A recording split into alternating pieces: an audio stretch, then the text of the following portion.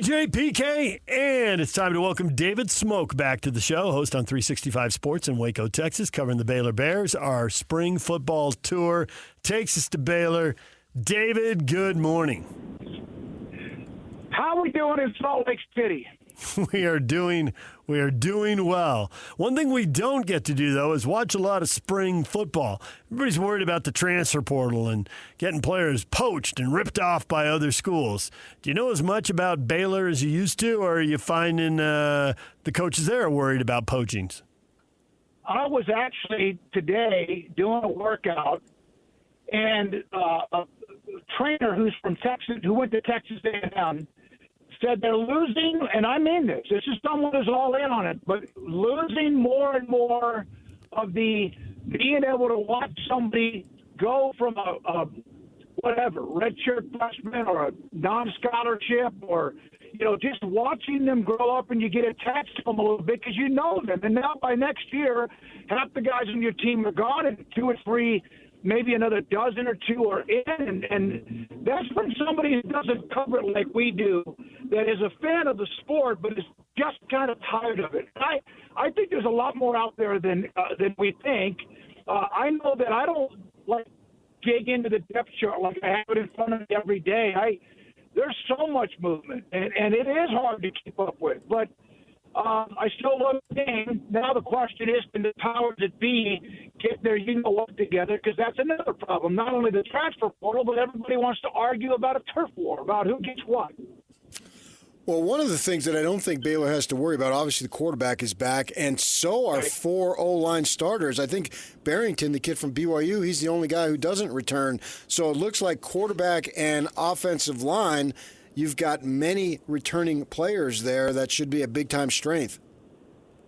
No question. And the offensive line, the last, they had that really good team in 21, but the offensive line has been kind of a hodgepodge of this and that. And what was interesting last year, they got off to that 2-4 start. They took Sidney Fugar and moved him from inside as a rotation player, put him out at left tackle, and boom. Just like that, it made everybody else on the offensive line better because he solidified what is that protection mode on the backside of Sawyer Robertson, big, monstrous kid that just all of a sudden it's weird how you just make a decision and it seems like it doesn't just help you at left tackle, but it helps you across the board with some other positions on the offensive line. No, they're in pretty good shape. They had to add, I think they've added 3 different edge rushers from other schools during the offseason, including getting one last week from a group of 5 school. But no, they were able to run the ball. They've got the alpha in Bryson Washington at running back, and then they've got the kind of the wear you down, or when you are worn down, they give it to Dustin Pendergrass, who's like just this ever-ready battery or whatever you would want to call it. But no, they feel good. The defense has to play a lot better in certain places. Not sure about the backside of it, but the offense with Sawyer Robertson has just completely given this team program just a different mentality. He's a guy that everybody loves him, and not to mention he's a really, really good football player. You've got the quarterback and the O-line back. Are there any weak links at the other skill positions? Is there a big hole to fill, or is there just a lot of confidence in the offense?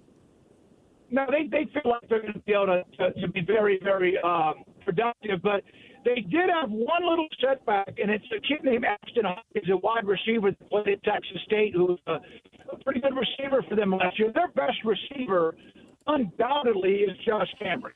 He's the young man that started as a walk-on and then was, in some cases, a part of some All-American teams. Big, strong, physical, sneaky, fast. He's kind of a lot of people, guys, came after him in the offseason. I was told, and it's not like I asked Josh this, but I was told that there were numerous Power 5 schools that were coming after him, some in state that wanted to give him like $1 million.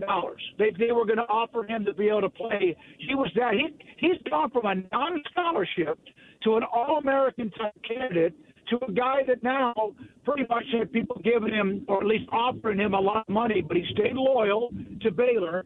They did lose Ashton Hawkins. Back to him, he was going to be a very big part of this, especially like a deep threat. A guy that can make some acrobatic catches. He was approved to come back by the NCAA. And then I think it's been about a month that all of a sudden he was then declared ineligible. Now, that means that he was not able to enter the draft, not that he would have been drafted, but that kind of was a little bit of a setback to their wide receiver room. But they do feel like there's some guys last year that didn't play much, but mainly because they had a pretty good wide receiver core, that they feel like they can move up and step up, and I think they're going to be just fine. I think offensively, the only thing is protect your quarterback. Although they have Walker White, who transferred from Auburn, highly recruited high school player who was at Auburn, who Baylor plays like off the top of the season. So I think they feel really, really good across the board on offense. Well, plus you got what's better than one Kobe? Two Kobes, and you got two Kobe transfers in Wilson and Prentice at receivers. So you got you got some transfers there that can have an opportunity to fill in. Yeah, and of course Alabama. Anyone that was there, that they don't just recruit others. Then that doesn't mean they're all good, but they feel good about him. I think we've talked about this before. They never took advantage. After the 21 season, when they were so good, fifth in the country, they never took advantage of the transfer portal when it had first just opened up. They really just whiffed. Aranda felt like he wanted to trust his own roster. It was a huge mistake. Not that he's getting mad at him for being loyal, but it was a huge mistake. And they've slowly but surely the last couple of years been able to go pick and choose some guys that make sense. And they've done that even again during the offseason. Plus, there's guys who want to come to play at Baylor. One, because of Sawyer Robertson, the quarterback, if you're a wide receiver, he's among that list of the best returning quarterbacks in college football. So why not want to catch balls from him? Is Dawson Pendergrass back? Because if he is, then that's loaded at running back. I mean, you got two guys who are 1,700 yards combined. Yep. No, Bryson Washington, I saw state championships at a small school, really right outside Bryan College Station at Franklin High School. He's one of those that he has the ability to fit through a keyhole. Like it's weird. I always thought, and I remember back in the days, a lot of it's the blocking scheme or whatever, where you see certain backs at the 1 or 2 yard line, they go in untouched. And there's 22 people all sitting together. Bryson Washington has this unique ability to kind of go like Matrix, like he goes fluid and gets through small little creases, not just at the goal line, but also, if it's at the 35-yard line. He has the ability to fit through a keyhole. Dawson Pendergrass has the ability to make a new keyhole. He's got that power. He runs kind of like elbows and knees. And, back in the days, remember when you had pants that had knee pads? I don't even know if they wear them anymore. The knee pads flapping. He's kind of that guy. He looks sometimes unorthodox, but he's got sneak speed and he's got tremendous power.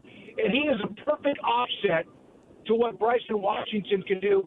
And Bryson Washington is just an absolute, like a blue chip type alpha dog running back.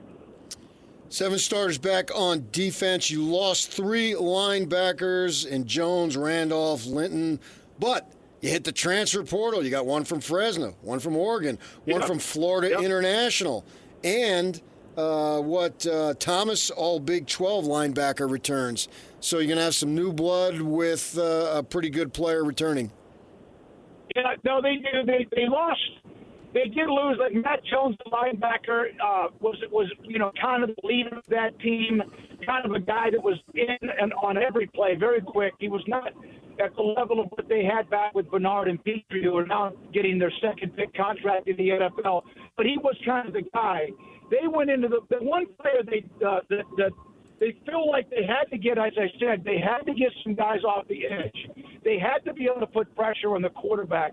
They lost Garmin Randolph, who's in an NFL camp right now, but they went deep, 3 different edge rushers from FBS, from group of 5 schools, some of them very, very productive.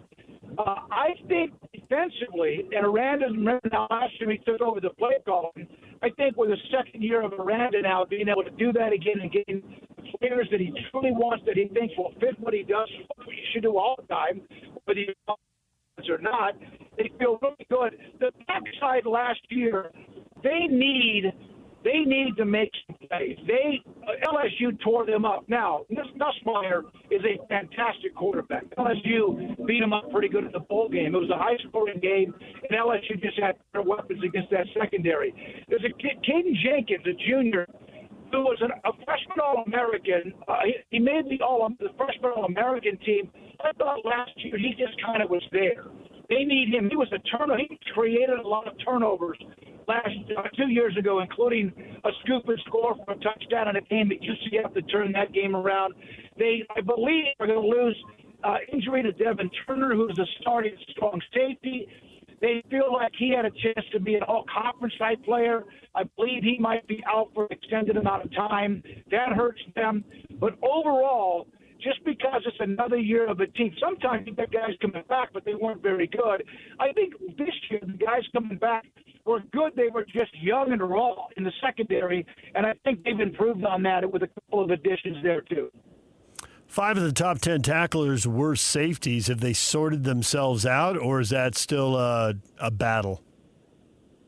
I think it's very fluid.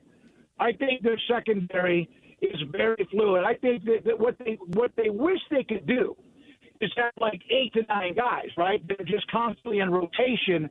But I think that's still kind of the defensive front. They got to be careful there. They added a big kid from LSU, from Tulane, a big like fire hydrant that you have to have in that defensive Miranda runs with that plug in the middle. But I do think that the weakness on defense is going to be the younger defensive backs who were, again, beaten up in that bowl game by LSU based on people running free.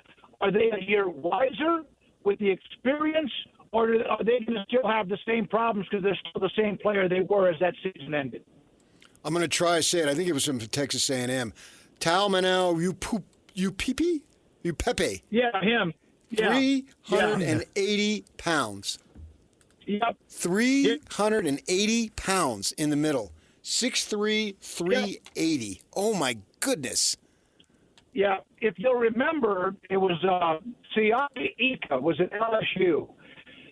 And Baylor got him to transfer from LSU. Aranda had known him a little bit because of the fact he had been at LSU. I don't think he was there when that was Siaki might have been there when Ika was actually recruited at LSU with Orgeron.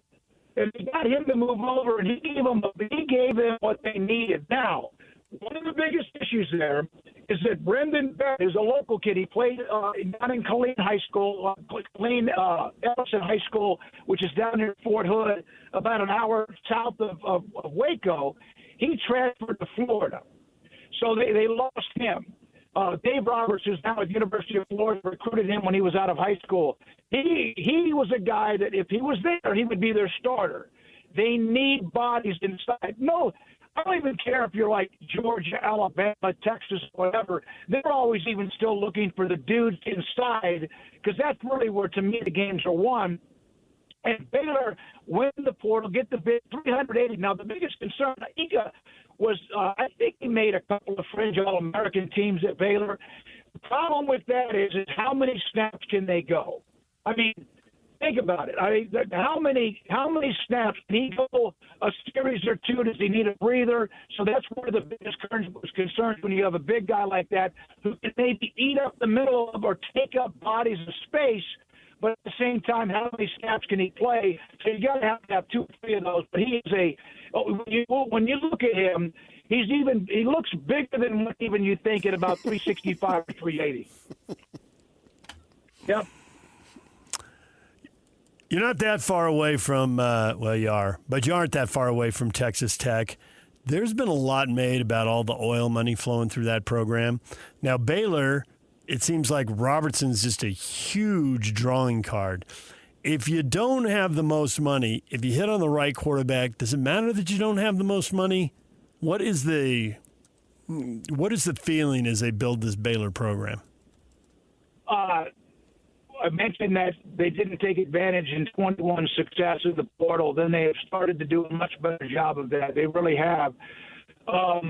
Their NIL was also behind. Now, they'll tell me, no, it wasn't. No, it was. I think what Baylor did when really it started to pick up, I don't know if it was 21 or whatever, but they were not ready. Then they started a collective that has gotten very, very smart. Here's the key, 22, let's see. At the end of the 23 season, when they struggled, Caden Jenkins, I mentioned he was like a freshman All-American. People came at him. Baylor was able to keep him happy. I'm not saying they threw a lot of money at it, but they threw at him because they couldn't afford to lose him in the first place. They didn't have a lot in the backside of their defense in the secondary. But they were able to retain him. And then you saw this I don't know if it was on Twitter or whatever it was, like, hey, I'm committed. Well, yeah, because you were starting to get more money. Baylor stepped up with their NIL. Then they stepped up again. There's no question. Remember, DeQuan Finn was going to be their starting quarterback last year out of Toledo. They paid him some good nickel, but he didn't work out. He got injured early, but also Sawyer was just a matter of time. So Sawyer was probably just making, whatever you get to stay on the roster, and they had to step up and get him. Because I promise you, if he hit the free agent market, and I hate even saying that in college athletics, but if he hit the market, he would have gotten paid a ton of money. I think Baylor's NIL collective, GXG, took care of him. But the Texas Tech thing, you hear about the billionaire oil, and they have more than one. Jody Campbell gets a lot of the attention. They have many of them. I think what Texas Tech finally did was, listen, you guys realize this. They've had some pretty good teams. They've had some really good quarterbacks. Mahomes, like that stretch with Mahomes, they didn't do anything. I think they had one winning season with Patrick Mahomes at quarterback because the defense was so awful. And Tech just finally said, you know what? We're able to do this. We have the money. They had some billionaires or whoever step up, and other donors and alums too. And they have never won the Big 12 championship. The Big 12 has been in existence since 1996. Now, they had that team in 2008 with Graham Harrell, who beat Texas, but then got blown out by OU when all three of those teams were really, really good. They have not won a Big 12 championship.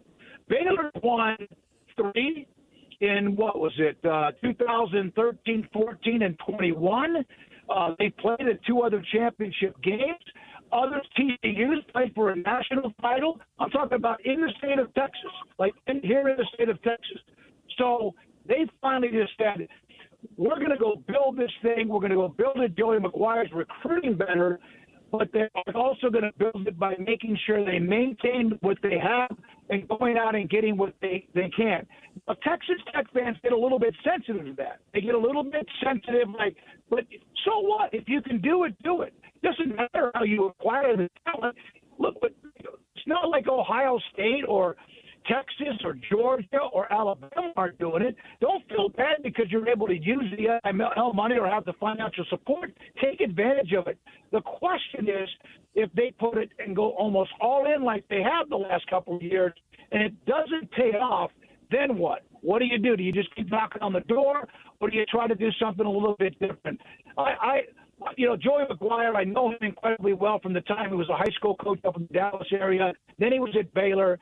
His personality has given that program a lift. And so it's easy to want to do something for him because you believe in him. However, this is year, 4 for him, so they need to see more than 8-5 or 8-4 regular season. They need to see success. They need to see Texas Tech play for a Big 12 championship, maybe win it. That's what they need, and that's why they're so all in what they're doing. David, as always, we appreciate the energy. Way to bring it. Thank you, buddy. Good to DJ PK. You guys be good. Look forward to. Hey, I know. What's he going to bring Utah, huh? Is there a lot of excitement because they have a guy that's healthy and playing quarterback? Yes, absolutely. No question about that. I think there's a lot of curiosity, too, because the new quarterback and the new offensive coordinator are new to us, but they aren't new to each other. So how much can they just hit the ground running, get everybody else up to speed, and those two already get it? Wow, it's awesome. That I just know, and we've had Coach Whittingham on and others too, but that had to be kind of, not, this sounds bad, the word hostage, but it's almost like you're held hostage because you respect everything that Cam brought to that program, and my goodness, what they could have accomplished if he stayed healthy. But it had to be almost week in and week out where you just never knew, right? And then by that time, it just kind of blew up in your face. Not him, but just because of you wanted to give him the respect and opportunity. And I look forward to, I think Utah, one of my co-hosts, Paul Catalina, has said he feels like Utah's going to be the team that bounces back the most in the Big 12 this year. He loves Dampier quarterback, and also we just love what Whittingham does in the first place. David, we appreciate it. We'll talk to you again when the season gets closer. Thank you, guys. Yes, sir. Can't wait to see both of you and Jake, all of you guys. Hope we'll see some of you at Big 12 Media Days in early July. He's David Smoak. He's the host of On 365 Sports, Waco, Texas, covering the Baylor Bears. It's a shame that Texas Tech has never won a Big 12 title because I can tell you, man, if your team has won a Big 12 title, it's the best. I wondered where that was going.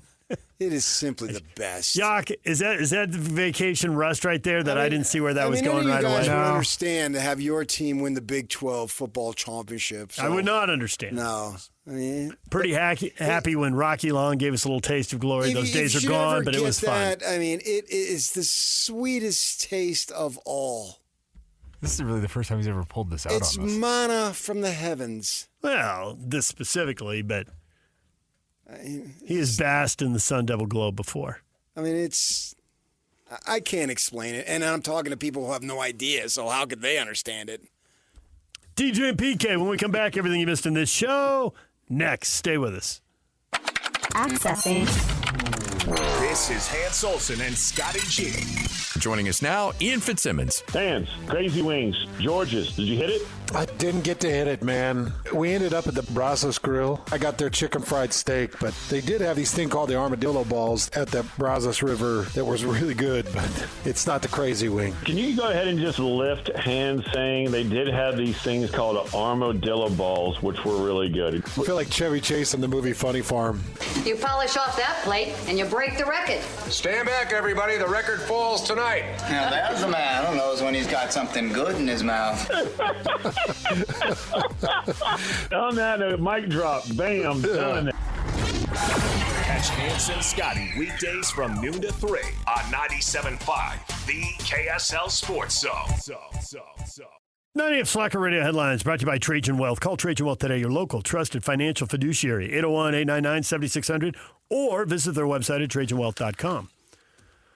All right, stuff we have been talking about today. Well, we got the NBA playoffs going on tonight. Intriguing.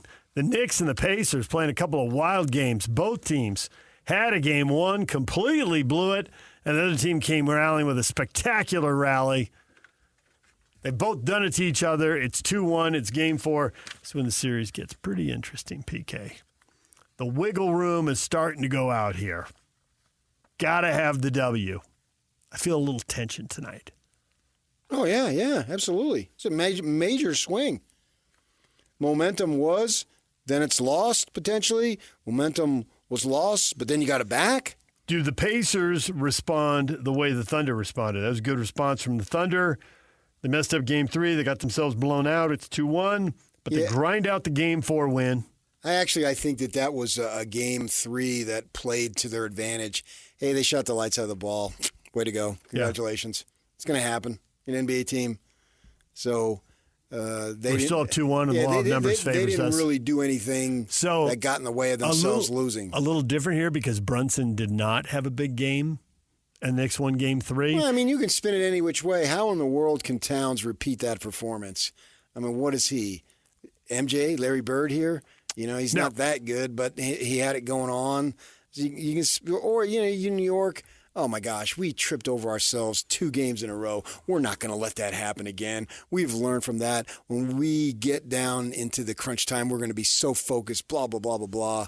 And so they pulled that out. So you can go back and forth any number of ways, and it's just a matter of who makes enough plays. I couldn't tell you who's going to win. I flip a coin. I can make 10 arguments for or against both teams, and every one of them would make sense. Halliburton ready for a big game? Chip on the shoulder? Star player? Is Halliburton a star player, or did he get hot?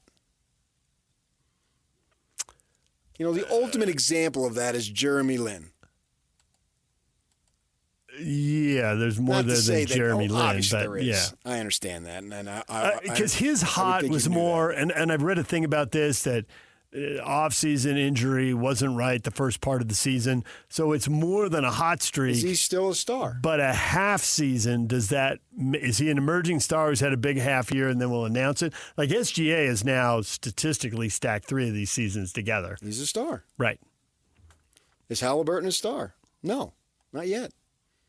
2 nice games in the prior series makes you a star? No. Was Gene Tennis a star for the A's? You just picked him because he played for the Padres, and I knew who he was. He hit those 2 home runs against the Reds. Any idea who Gene Tennis is? No, I have no idea. Position, go. He was a catcher. Oh, okay. He played a little first base, but he was a catcher.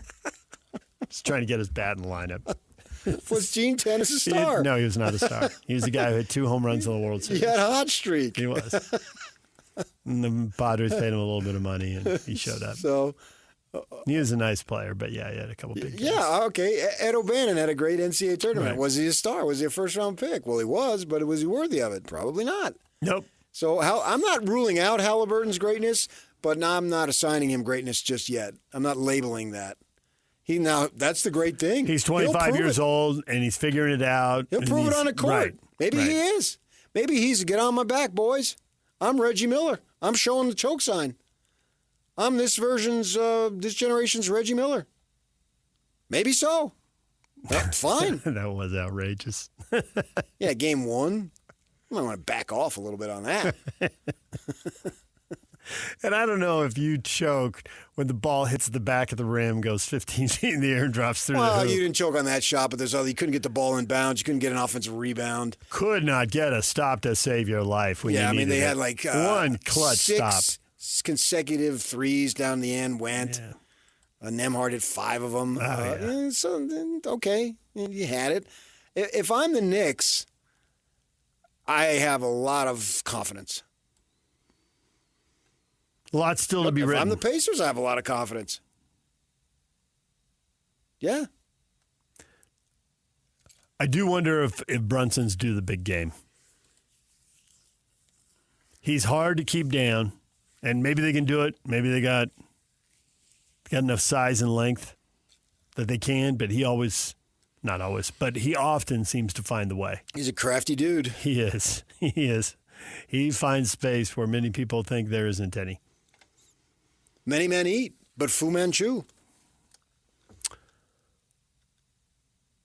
The Thunder, he says, moving along, 128-126 over the Wolves. All done now. Thunder have 2 of 3 at home. They need 1 game. They're the better team. They've got momentum. There's really no reason to think they won't do this.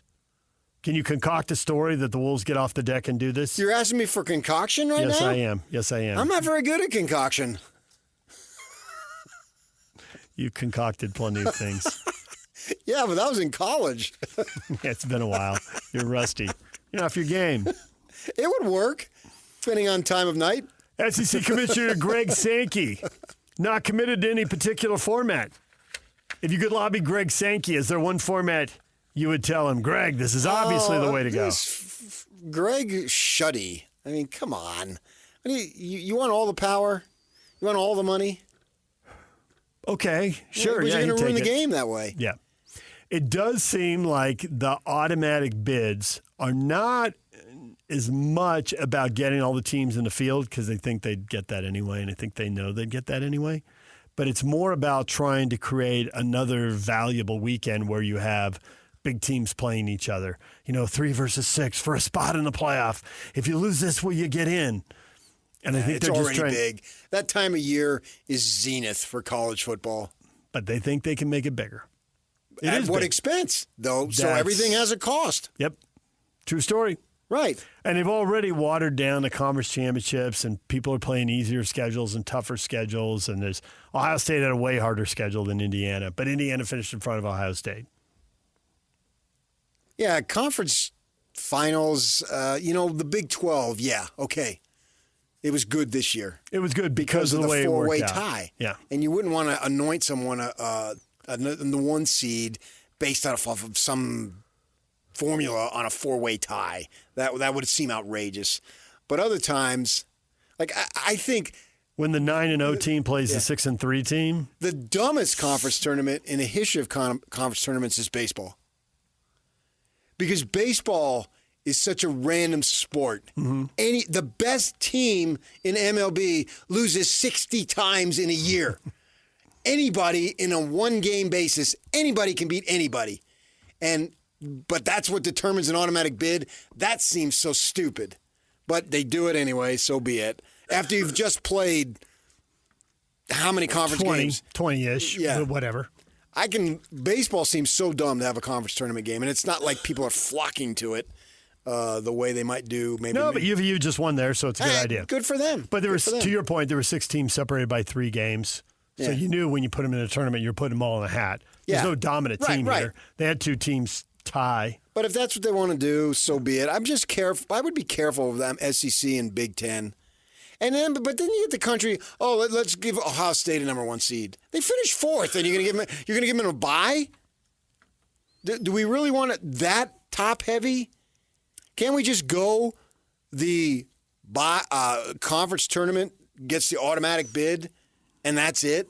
Because Ohio State's going to go anyway, and then do away, put in more teams, do away with the first round bye, and then we're good. And if you want more excitement, that's the way to go. And have 16 teams and 4 games simple. to win the title. Yeah, and then at that point, you have no one gets a bye, and the seeding, whatever on the seeding. Texas was all that, and then the Devils took them to double overtime or whatever it was. So who knows on that? You're going to have to play the games.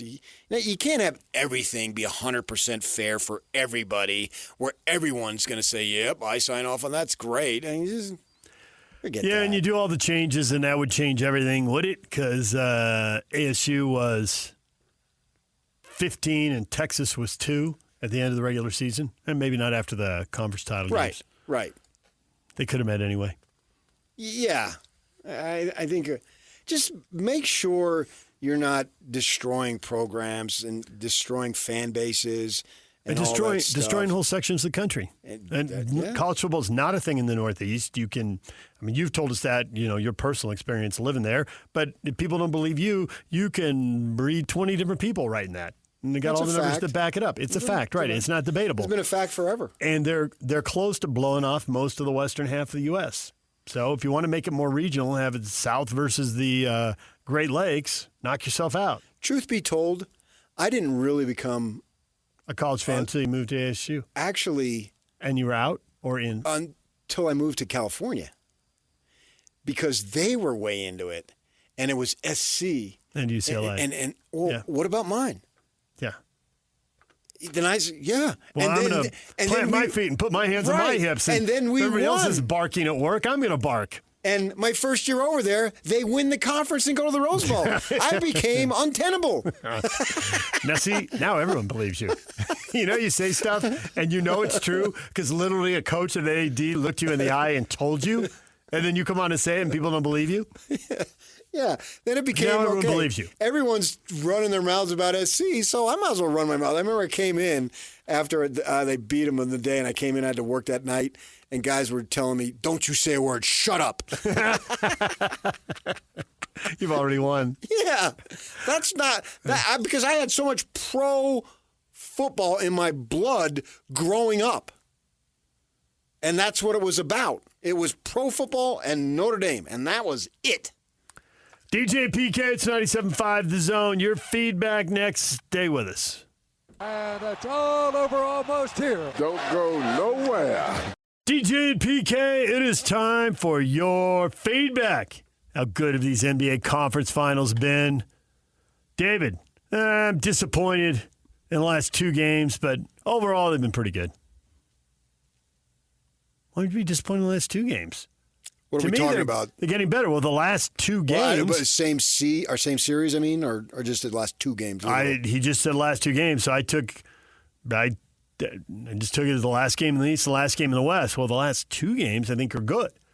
Now, and it could be that these things accelerate, as the games get bigger, we get better games, more pressure, more craziness, especially in the West. We had some blowouts. Huh? They did not entertain me. But in the East, it's been wacky. Out of control. Out of control. Yeah, I don't think we've ever seen 2 3 massive consecutive games comebacks. like that ever. Yeah. And I feel like the first game was plenty good enough, but it pales in comparison to what we've seen in the last 2. Yeah. Okay. No, maybe that's not true either. Maybe they've all just been awesome. I think they have been. Yeah, I take that back. You're right. They've all been awesome in the East.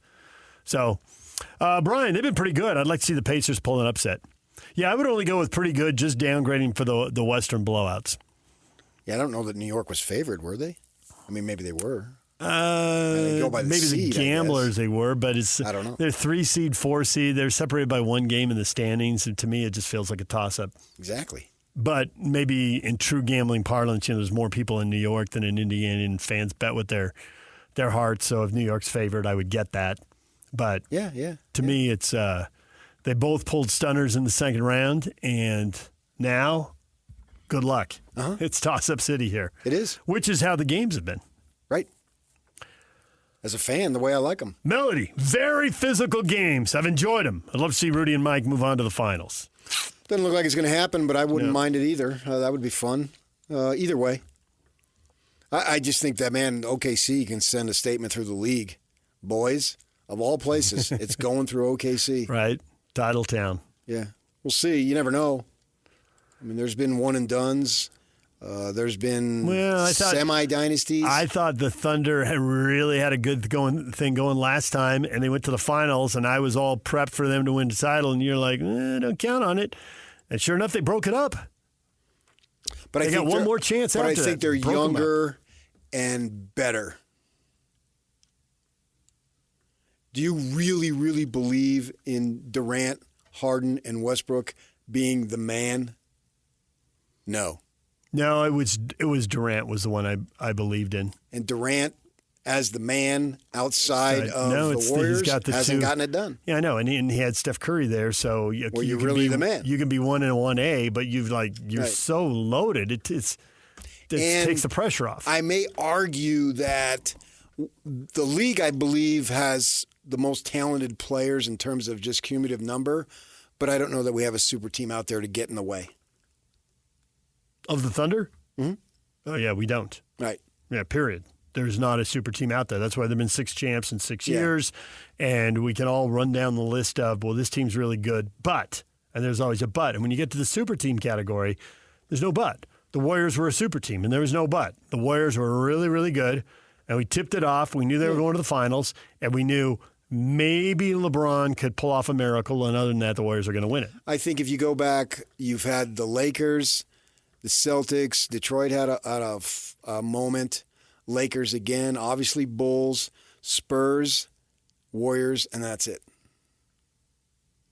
You've had other teams who've won, great, but I wouldn't call them super teams. So the Celtics of the 60s, the Lakers of the 80s? I would say Celtics and Lakers of the 80s. Oh, the Lakers of the 80s again. Okay, yes. And then the Lakers. Bulls of the 90s. Bulls in the 90s for sure. The Lakers obviously. of the 2000s. You can't ignore a three-peat. I know. And then do you count the Spurs or no? I do. Okay. They won a lot, but they didn't go back-to-back. Of dynasty. Yeah, they didn't go back. They're the only one of all these teams we're talking about that didn't repeat. But they've got enough. They had enough. Yeah. And the Warriors. Yeah. And I don't see any team today approaching that. Now, that doesn't mean the league isn't as good. That's not the point. That's not what I'm saying. I just don't think that the Thunder have this big super team like the Jazz second year in when they went to the finals. Everybody knew you got to beat the Bulls. Got to beat the Bulls. It was unanimous, and we got a little taste with Reggie. We thought they might have upset them in the Eastern Conference Finals, but it didn't happen. Yeah, to your point, there's a shot of something happened in a Lakers-Celtics game. I don't know what's going on, and Kareem is yelling at Bird. and there's other players walking towards the conversation. No one's running, but they're walking towards, and in the photo, there's like 7 players, and every one of them's in the Hall of Fame. You can't get that in the league today. You can't get a photo of 2 teams playing where there's that many Hall of Famers. Not going to happen. All right, DJ PK, we're all done. Jake and Ben are coming up next right here on The Zone.